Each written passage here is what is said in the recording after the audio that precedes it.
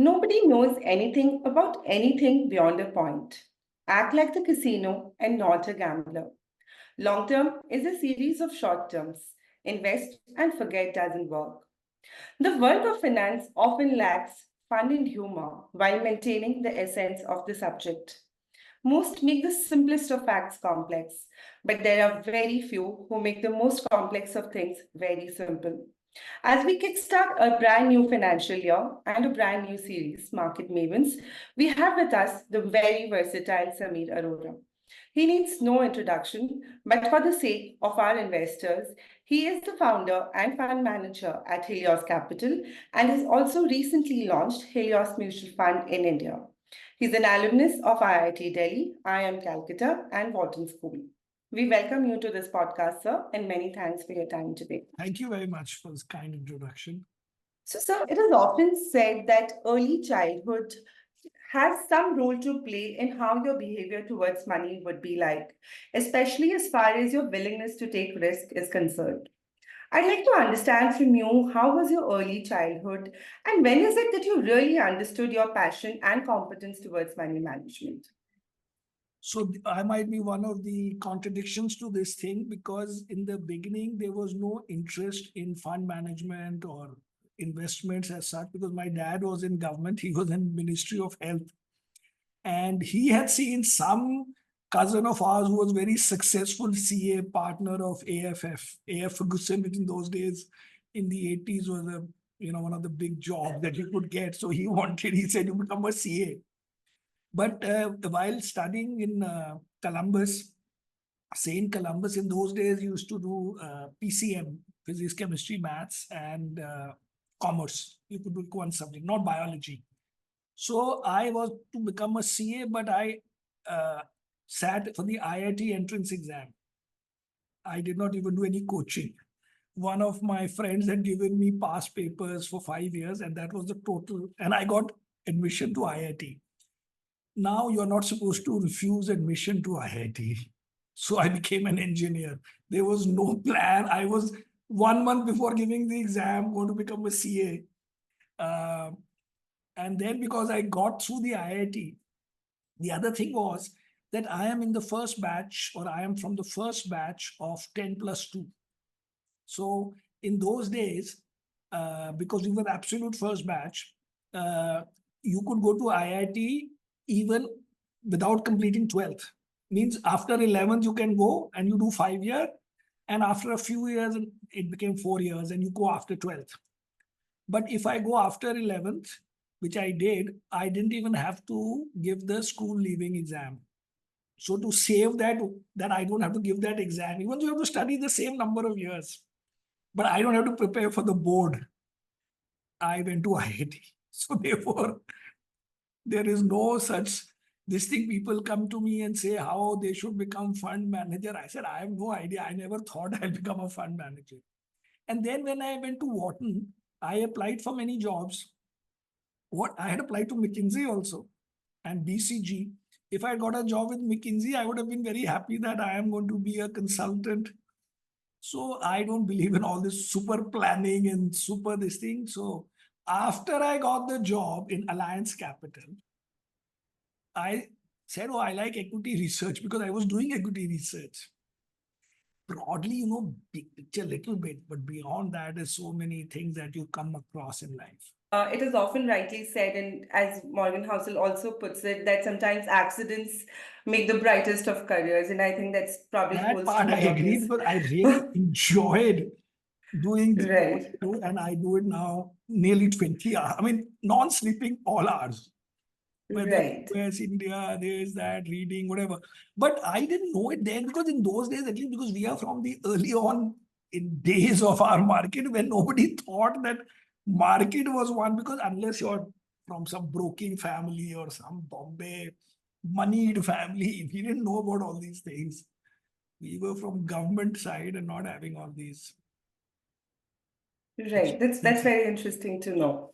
So you have an investing journey that spans close to 3 decades, and you have won many accolades to your name.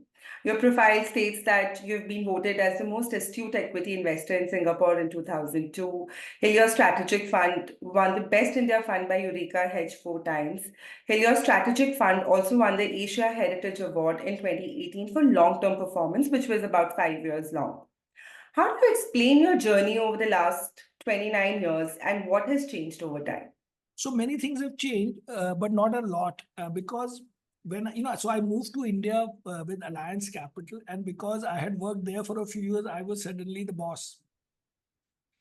And but I had not been an India analyst for a day before that, or an India fund manager. And I knew that in 1.5 years, we will have to, we'll get the money, because it takes that long to get mutual fund approval and everything. And it's in that period that I was figuring out what I will do when we raise the fund, because I was to be the fund manager of that fund. So my objective in the beginning was that somehow I should beat this bloody index. That is my goal in life. And so I thought that if there are, say, 200 companies in the index, in those days, our index was the BSE 200. And if I don't buy 10 bad companies, and I buy the balance 190 companies, and those 10 companies, let us say one is blatantly bad on corporate governance, everybody knows. One is blatantly bad on being very expensive and low growth, whatever, because you'll always find 5, 10, 20. Forget about finding 80 good companies or 30 good companies, but you can easily find 10 bad companies. Either one is very highly leveraged, or one is very bad history, or very expensive, or in some sector which you think is under tremendous pressure. And you don't buy those 20 companies, and you buy the balance 180 companies. And you make sure that those 20 companies that you are not buying for a single factor, which means you can't say, I will not buy leveraged companies, so I will remove 20 highly leveraged companies and buy, because then something will happen to interest rates, and only those companies will do well, at least for some time. So I said, if I diversify the reasons for not buying, and I just don't buy the most obvious company with that factor, will I outperform every day of my life or no? So I believed that I will, without even bothering about what is the ones I have bought. But then I actually presented this to Alliance New York, saying that this is what we'll do in the fund. It's not that we will reject only 20 companies, but we'll reject maybe 50, 60 companies, 3, 4 companies on each factor. And the view was that the idea may be good or bad, but nobody will buy the fund, because people want to hear dreams, how we are finding multi-baggers and all that. So I said, okay, then we can change it. I am a flexible guy. So we said, okay, we will reject on this basis, and then we'll find good companies. According to me, 50% of the job is done without doing the second part. So over time, it has become that reject the bad, and then you try and find the good, but I don't buy into the mark. So one thing which is, for whatever reason, is the case, that I feel that this business, the number of bullshitters is 10, 20 times the normal audience, the normal population is in our business. And I'll tell you the reason. It's not that the fund manager or the individual is thinking that he's a bullshitter. It happens. So I'll explain. So let us say there are out of 100 companies, some 20 companies that do well, which is a long term, everybody agrees, some 20%, whatever number of companies do well. Now, in the beginning, many people somebody bought this company, somebody bought that company, and they believed in that company. They met the management, they see it, whatever. But for a various number of reasons, including sometimes the management guy could not sustain or could not grow the company, or something else happened. So many of those companies did badly. But by chance, for 3 fund managers, the 10 companies that they bought, 7 of them did well. Now that fellow thinks that he discovered them. According to me, it is stats. It could have been some other guy. It's not that he's fooling you. He is fooling himself.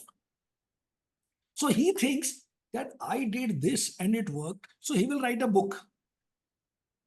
Because he believes that he bought 7 companies out of 10 which worked. And he will give you the biggest gyan in life. But in 1 minute, you can show with stats, not about him, but about number of successful funds, that if 20 people buy 20 companies each, one guy will be successful. You cannot do anything about it.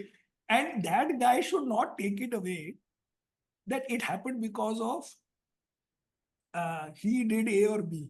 So my model was always that the good, you cannot overly, you can remove the bad first, and good you will try, but a large part of the performance of the good will come because that fellow, that management will surprise itself. Because let us say Uday Kotak is now considered as a very successful banker. But in 2000, why would you have imagined that a broker becoming a banker will become one of the most successful banks? Because there were banks being run by bankers, like Global Trust Bank and this bank and that bank. So that lesson over time, it's also, like, why should Rajiv Bajaj have been successful from 2011? We have owned it in 2011. But why would you think in 2011 that that fellow or that company deserved to be 50, $60 billion? In what way? Zero. But now that I bought it, I can tell you a story. I met him and I saw passion in his eyes and the way he was talking to his secretary. And he said to his secretary, recently about, I can't tell you because some of them are friends, how they talk about how they discovered passion on the work floor. I mean, because it worked. So if you say, you see how Samir successful, you see he's successful because he grew up in India in a non-financial background. And then he went to Wharton and he discovered finance. So he knows real life. I mean, these kind of stories you can make afterwards. But why would you have betted on me before? So what I've understood is there is no need to be overly precise on the good becoming, outperforming their own this thing. You just remove the bad and you reasonably enough diversify, and then you let it be. Right. I think it's a very good takeaway that, you reject the bad so that your universe of stock selection reduces and then you try to get the best out of, the Yes, but remaining don't smaller overly sample. think that you can pinpoint the absolute winner. Yeah. Therefore, I don't like the idea of having high confidence in some things having high return. That's why we say Right. that we think this will outperform, but we don't know for sure. So we'll buy 20 companies instead of 5. So anybody who comes to me saying I buy 5, 8 companies, I know that he's overconfident or wrongly confident, and 1 out of 20 will get it right. But that is more luck and hindsight. Right. As you very rightly said, anything is always known in hindsight, and investing is all about triumphs and failures along the way as well. So, help us with a few examples here. Give us, a lesser known stock that you probably discovered early, and what were your reasons for selecting that? And also help us with a real case scenario where, contrary to your expectations, a bet went wrong. For many, because I've been doing it for 29 years. Both the sides, there are tens of examples. So, just over my life, if I remove the performance fee, because in our hedge fund we have performance fee, if I just take management fee, then from 1996 to now, my NAV across my 2 jaws will be up nearly 500 times, while the market is up some 35, 37 times. That means some 24, 25% per annum in rupees, but pre-performance, but post-management fee. So there have been many, many stocks which are up 50, 100 times. The point is that when you're going in, very rarely have I thought that this stock is going up 100 times. It looks good for the next few years, and then you hold it and you keep it for the next few years, and then it does well. And in most of the cases, the actual outperformance is very, very unimaginable before. So, for example, big picture, I own HDFC Bank from day one. Now, why should it have been in 95 that HDFC Bank should go up whatever 500, 800 times or more? That has gone up. But Global Trust Bank started at the same time by a well-known banker, Ramesh Gelly, went to zero. Or Times Bank went to zero. Or Centurion Bank didn't go to zero, but nearly zero. Or 20th Century, or there were so many others. which not didn't go to zero, but basically went down a lot and some got taken over. So that's why I again say that the winners are in hindsight. For example, I made 100 times on Z in 2 years.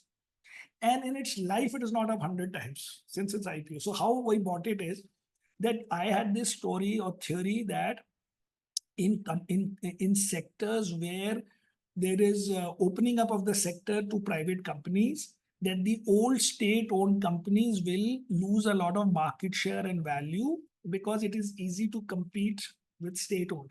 So because of this one line, I would have made, I don't know how many, this thing from HDFC Bank to Z, Bharti, insurance initially, and our own Alliance Capital, AMC, because we said that the private guy will do better than the state, and one of our themes became compete with government.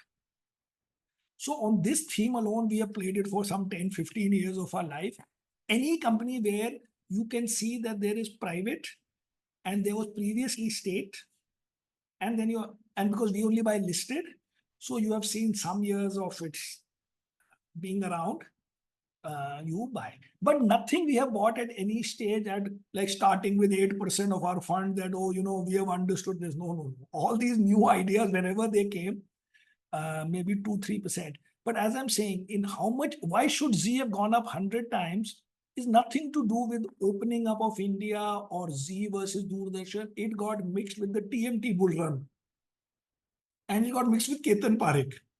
So for whatever reason, my number one holding went up 100 times in 2 years. Okay. I had it well before all these things, but that's what I'm saying. For example, I made 10 times on Varun Beverage.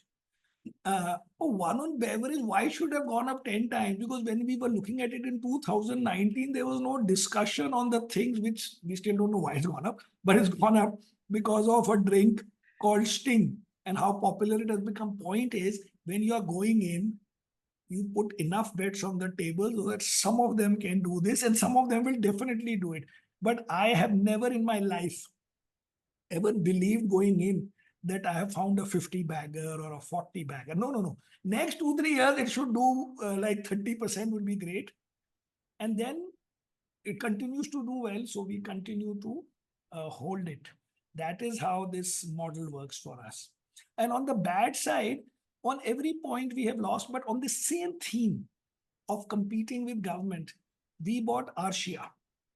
So the logic of Arshia was that Arshia is a FTWZ, Free Trade Warehouse Zone. So basically, instead of you going to, if you import something, you pay customs duty and then you may not be able to sell it for 6 months. Suppose you're importing liquor and you import crates of whatever, black label or whatever, and you have to pay some 80, 100, whatever percent duty, but you may, as a distributor, may not be able to sell it for 3 months, 6 months. So you already blocked your money. So in a free trade warehouse, what happens is you import it there and then you can take out even 10 bottles. You could have a guy sitting inside, which they had, and he will take order from a restaurant and send 6 bottles. So you will pay your customs duty only on the last day. And secondly, when you're paying that customs duty, although there's a customs officer sitting there, but because he's sitting in the private guy's this thing, he will be a little bit more nicer to you because that is how this model works. So we thought it is good. You are competing with customs department and you are competing with these issues of, for example, let us say you are Schlumberger is guaranteeing to Reliance upkeep for their offshore drilling. Okay, so now you need some engine. Now that engine, if Schlumberger keeps in India or whoever is giving, then you have paid the duty and you brought it in and you may never need the engine. So if you bring it to the FTWZ, you can keep it there. And if you don't use it, you can send it to Singapore. So I thought it was a great idea. But some things, other bad things happen. Some debt goes out of control. These guys were keeping cars for Volkswagen. And then it was discovered that in India, because of some rule in the 80s, you can import cars only on 6 ports of India. Did you know that? Because they used to underreport value of cars. So the government made a rule in those days that you can't just randomly import a foreign car into some chotu place. So what I mean is, every time there'll be issues on one side or there'll be bad issues on the other side. The game is to not let any one stock decide your destiny. That is the idea. Like most stock selection, if I go back to the basic principles or premise of investing, they rest on the business management and valuation framework. Now, most I would say some retail investors may get the business and the valuation right, but probably where most people lose money and the long tail actually emerges is from the corporate governance issues. And what we have also seen over the last few years that the cost of corporate governance, the companies are being punished very badly if there is a corporate governance issue. So, help us with, again, few examples wherein you discovered corporate governance issues early on, and what were the red flags? How did you go about engaging with those companies? Because I think it's very important for those investors who probably want to even take the punt of direct equities.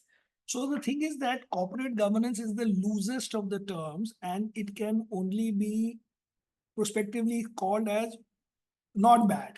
So for our model, for everything we have three: bad, not bad, and good. Very rarely can you say for a company that it has good corporate governance. And we also don't seek good corporate governance. If it is there, we love it, but it should be not bad. What that means is, for many of them, as long as you don't know any visibly bad things that they have done, it is enough. It is not like saying, like in strategy or investing, that are you good with capital allocation? Are you an expert in the science if you are doing this? In corporate governance, he is not coming from his house and giving you. So, for example, if an employee doesn't steal money, can he say it in his year-end, this thing that I did not steal money? But in corporate governance, since the only thing is either you are stealing money or you're not stealing money, there is no such third thing as I'm giving you money. So if you don't steal money, you're supposed to be, that is what you are supposed to do. But for some reason, when a stock does well, you call it good corporate governance. What is good? What did they do extra? Nothing. I think that's what I was saying. Our bullshitting thing is too much in our market, that we buy good companies with good corporate governance and good history and good valuations and good outlook and good industry, according to me, doesn't exist. What you want is, A, should not be bad on any of these, and it should be good on many of these. But for example, if everything is good, valuation may not be good, but it should not be bad. The opposite of bad is not good. The opposite of bad can be not bad. Opposite of expensive is not cheap. Opposite of expensive can be, it is not expensive. I mean, it's okay. It's sort of in the range as long as other things are good. So what I mean is, it is an unreasonable goal to say that I want good corporate governance if you want to be serious. But the model of how the market looks at it, and we also look at it, is driven by this book, The Halo Effect. If a stock is doing well, we take away that it has good corporate governance and they have good management, but that actually is not the case. Now this I can't say publicly, but I think some of the biggest groups in India, there's no corporate governance, but it's not bad. So it's okay. It's okay. So I don't get into these aspirational, because any guy whose stock price is good, we will call it good corporate governance most of the times. Got it, sir. So it's stock price performance which at times define whether the No, company I'm has saying good therefore in these kind of things, we don't want bad things. Good का क्या मतलब है? First of all, good management का भी क्या मतलब है? Is it management? Is it board? Is it ultimate shareholder? Is it second line? Is it succession planning? There is no end to this. If the stock, for example, if HDFC Bank stock does not do well after 2 years, we will say it was poor succession planning. If it does well, we will say it turned out to be all right. Was Aditya Puri good management or bad management? Because the day he went, he sold all his stock. And then the stock is done badly, for whatever reason. So did he know something? If the stock does badly, we can spoil his track record also by saying end was not good. Point is, there's no answer. Tata Motors DVR shares have been converted at a discount. Why? They was not supposed to be done. A Tata Motor DVR share was a non-voting share. That does not mean that you will give them 30% less. It all depends on the mood of the market and the stock price. If that stock price had fallen that day, everybody said bad corporate governance. So I've said it once in writing. If you do bad corporate governance, next 4 days, make sure your stock is up. And the market will say, but it's discounted. Everybody knows about it and the stock didn't fall. Because many of these corporate governance is not actually somebody took money and you found it in Cayman Islands. Well, as a golmaal type hote hai na, which depending on the stock price, you can say good or not good.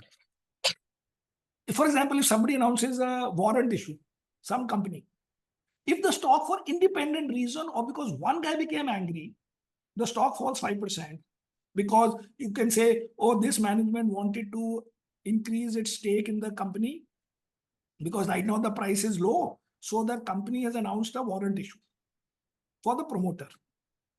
If that stock falls for 3 days, what will be the conclusion? That you have trying to raise your stake at cheap valuations or at a low point of the cycle, you have bad corporate governance. Now you make the stock go up 3 days in a row.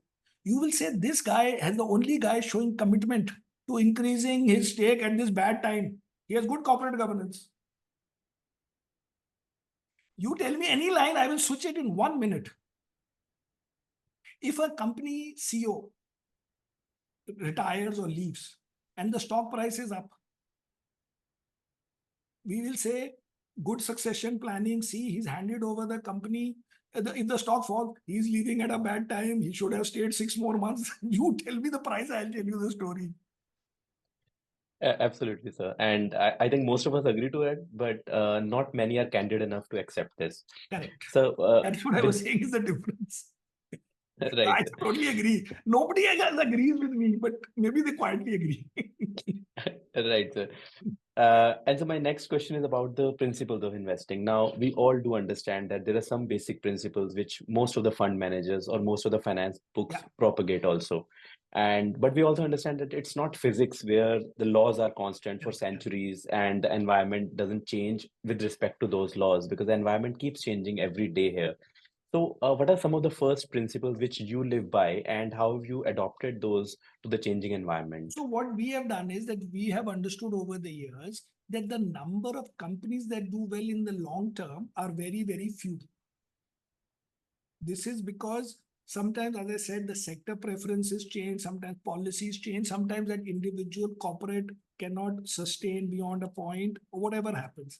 So we say first you look at the next 2-3 years at a time and see whether the company looks good, and I'll give you the factors. But basically, unless you think that in 5th year the company will start doing badly, then there's no need to buy it in between. But most of the time, you will also not know that beyond the next 2-3 years what will happen. I mean, you will assume that it's normal. Like, for example, if you're buying a private bank, actually only 2 private banks have created real wealth, which is HDFC Bank and Kotak Bank. But there were 8 or 10 or maybe more private banks where they all looked similar in those days. But you are going 2-3 years at a time, and when 1 or 2 of them did badly, after 2-3 years, you start questioning it more. That why is it doing badly, and you may sell it or whatever. For example, if you look at Yes Bank. So Yes Bank guy, Rana Kapoor, on day 1, according to me, when he got the banking license, had a higher stature than maybe even Aditya Puri. Why?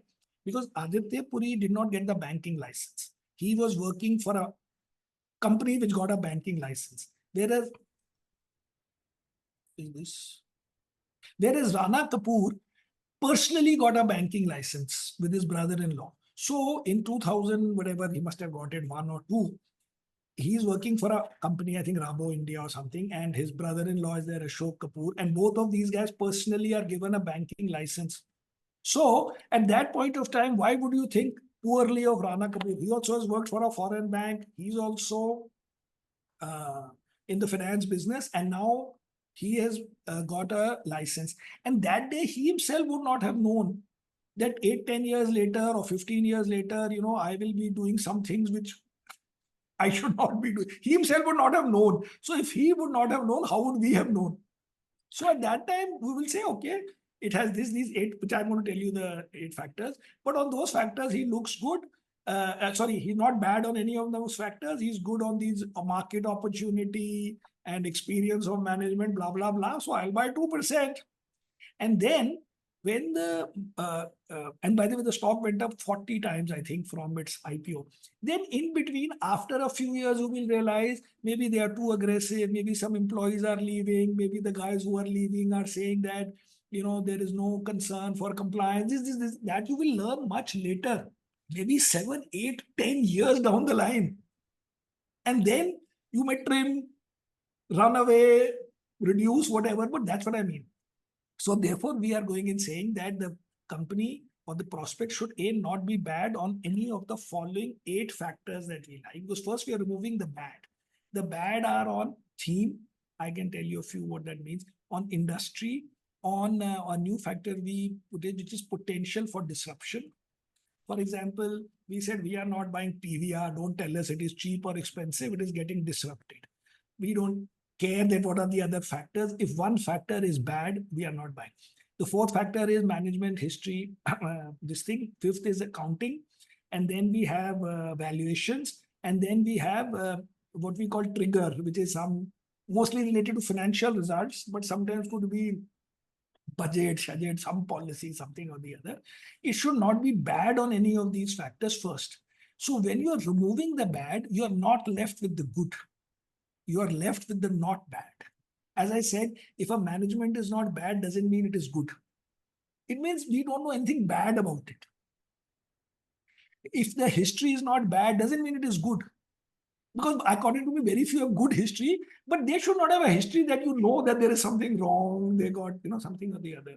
So from that, then we are looking for a few factors being good, realizing that all the factors will not be good, which is again what I was saying, the difference between me and I know all, but most fund managers saying we buy good companies with good management and good history and good corporate governance and good valuation, and we bought it in March of 2020. Sorry, in March 2020, the outlook was not good. Something will not be good. Okay, so because we have one of them is outlook, which is trigger, right? So which is somebody can call it outlook, we call it trigger. So the point being that you're not supposed to get all 8 good. As long as you get 5, 6 good and 2 not bad is good enough. So for example, when a new company goes public, a company goes public. So these guys came and said, because I was telling one of these guys this model, he said, how will you rate our management? I said, not bad. He said, no, but why can't you call me good? I said, we don't call good till many years have passed, but doesn't matter. Only the bad is a vetoing factor. That if one factor is bad, we will not buy. But not bad means you are a private company. How do I know how you are in a public setting? How you deal with when the stock is down? Will you give aggressive guidance? Will you offer too many ESOPs to yourself? Who knows all these things? You're not bad. He said, but why can't you meet the company? Meet us or my other guys more times and call us good? I said, I'm not talking. But he got sense that I am not willing to call him good. Because good, we are mostly calling the guys who've been good for many years. And they're also good means that they were not bad for many years. So there is just a way of looking at it. It's just that I am more realistic on labeling things. Because I don't aim to mislead. I tell what I do. That is maybe one difference. So, one of the key things when we look at your journey over last 2.5 decades, 29 years, is that you have been having a very consistent team. And now the question is that, the dynamics of research have changed a lot, and research is the pillar on which most of the fund managers operate. So maybe 30 years back, you would look at somebody who would be good at reading balance sheet, but today you want somebody who understands data, who understands LLM, all those things. So how has the world changed with respect to you hiring the team? So first thing is that for us, at least for the Helios days, which is 19 years, it's very stable. Previously, an alliance was stable, but alliance to Helios, the teams have shifted a little bit. So the way to handle that is to take new people. It doesn't have to be replaced. See, that depends on growth and style of management. In our case, we have no retirement age. We are all trying to be Charlie Munger. All the senior guys are 56, 58 plus. Unlike the old AMC model, where somebody may retire at 60 or 62. Here, they know that not only you are not being asked to retire, you will not be allowed to retire. But we also have a data guy now. We also hire with 4-year research, and we are not reached the stage of large language model type or this artificial general intelligence type of things. But otherwise, you will fill that need by hiring younger guys. But for the moment, because our NAVs have generally done well, even now we have not felt the need to tell the old guys not to do what they are doing. Because I am the oldest of them. So broadly speaking, maybe the combo has worked. But it is not easy for 18 plus years, every day, except once in a while when I'm in a London type time zone, to do a call every day for 18 years at 8:30 India time. Thankfully, Singapore, it's only 11 a.m. But every day, I mean, once in a while, no, but broadly every day for 18 years with the same gang. Pretty amazing. Very true, sir. And that reflects in your performance also, because you have been generating returns in public market similar to private market. And that's a big So achievement. that you have seen, you know that, yes.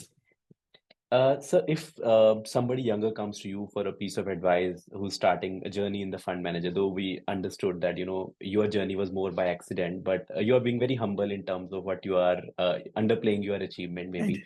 But if somebody comes to you and asks for advice that he or she wants to be fund manager, wealth manager, research analyst, so what would your advice No, be? see, that's what I'm saying. If you do a group, I agree. Means you want to do financial or you want to do investing. I'm saying beyond that is very difficult to say when you are studying. Obviously, if you're already in an investment job, somebody can say how to be a fund manager. There might be a more surer path or at least some formula. But if you are studying in college or MBA even and saying, I want to be a fund manager, for that I was saying cannot be precise. You say, I want to do equity research, or no, not even equity. I want to be in equities. Then you will apply. Maybe you'll get an equity research job or a fund management some job, or you might get an equity sales job in the beginning.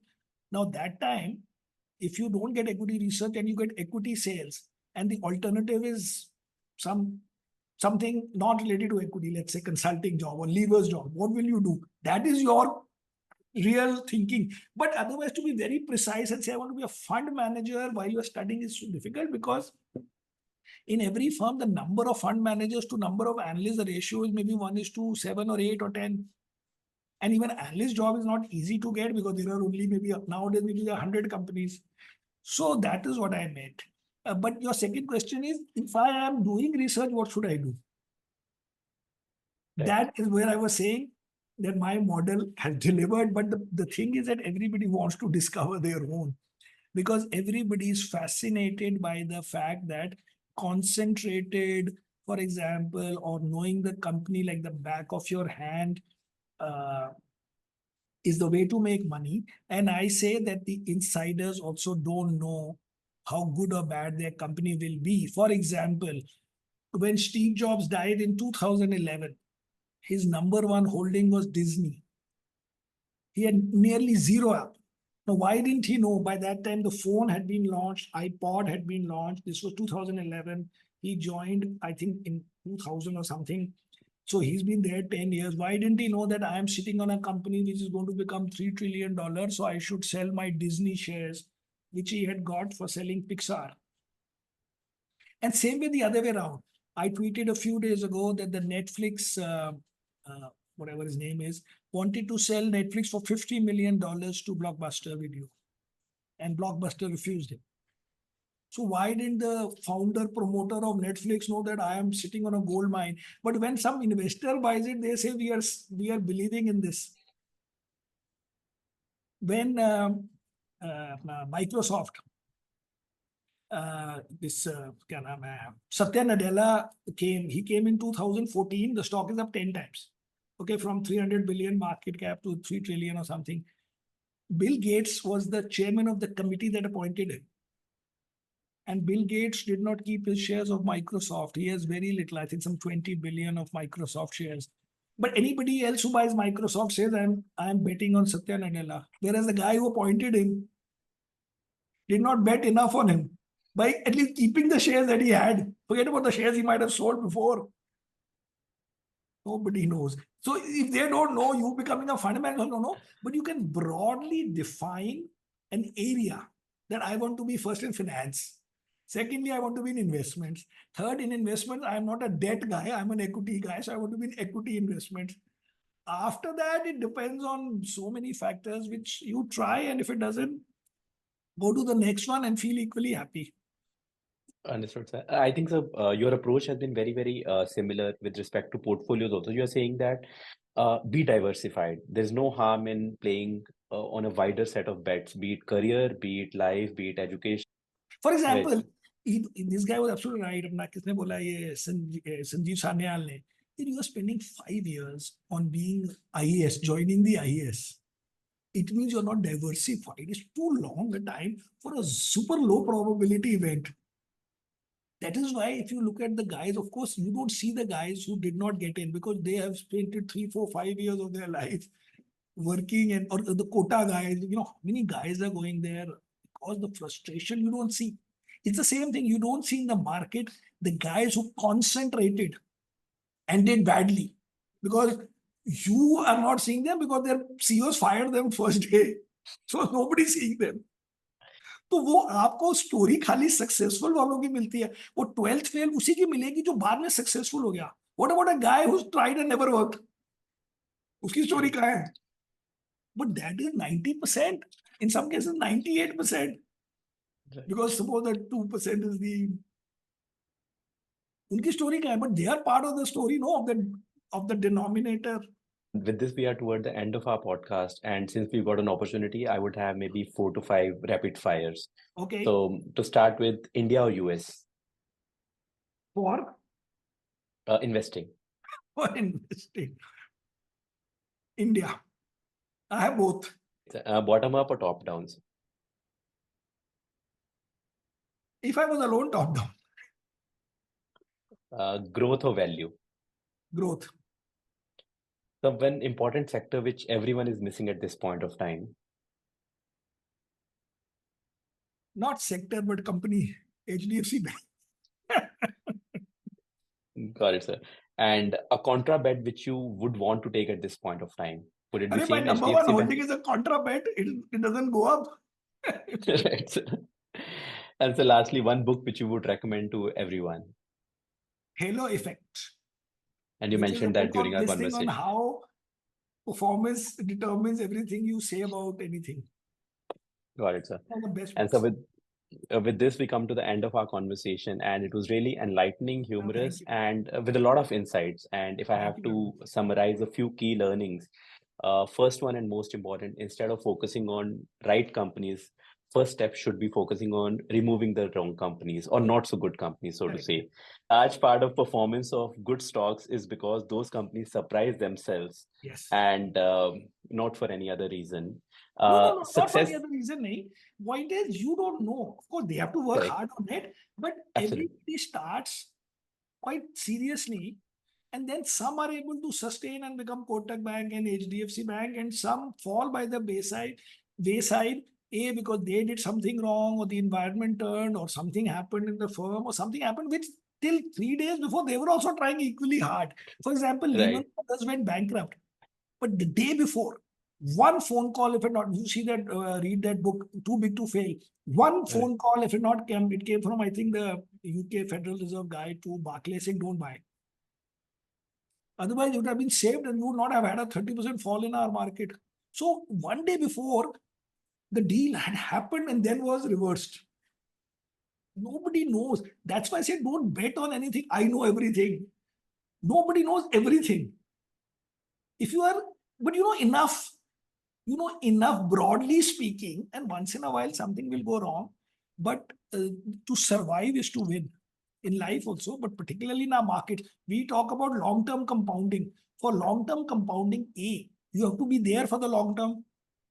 So fund manager has to be there 29 years. Please show me 5, maybe 5 maybe, but 10 people who have 25 years as a fund manager. No, because they will get burnt out, fired, blown up, pressure. So as I was reading in this one book of Sejal Kapoor, to finish first you have to finish. Right. So we are compounding. I will compound 30 years. First, you have to remain in a job for 30 years. You do SIP for 30 years. If your health has to be okay for 30 years, your mental health has to be okay. There's so many things you have to do to be able to say, I make 30% return. Or not even, I compound for 30 years. Absolutely. And so a few more learnings. It's the I'm giving success you. which creates yes, Sorry? and success creates stories and not the other way around. Like you mentioned about, people who say that, I bought this stock and it played out this, that, and all. And one key learning from a fund management perspective was that at times even a simple philosophy can generate huge return, like private versus public sector that you had in your mind. Opposite of bad is not good, but it's not bad. And in long term, even promoters don't know what they would end up doing, but fund managers claim that they knew that the promoter would end up doing this. Correct. And lastly, sir, which was very, very sensitive thing which you mentioned, which shows a lot of emotional empathy also at your end, is that hire young people, but it's not essential that you have to fire old people. So thank you so much for taking out time. We learned a lot, and I'm sure our investors would also end up learning a lot from this. Thank you so much. Thank you very much. Thank you.